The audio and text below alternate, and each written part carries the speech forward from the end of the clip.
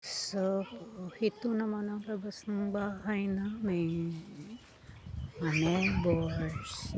Oh, may pusa. May pusa. Naghahanap ng...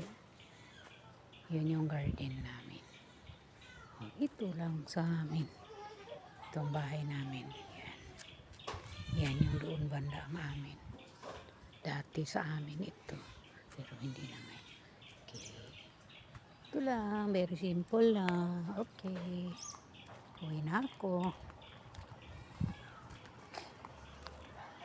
Oh, ito na yung ano niya. Malapitan. Yan yung door. Yan yung window. Okay.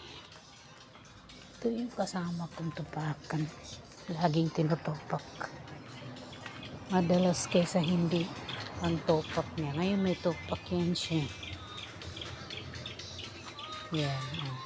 Grabing tama niya. Yan. Yan po guys. Okay. Salamat.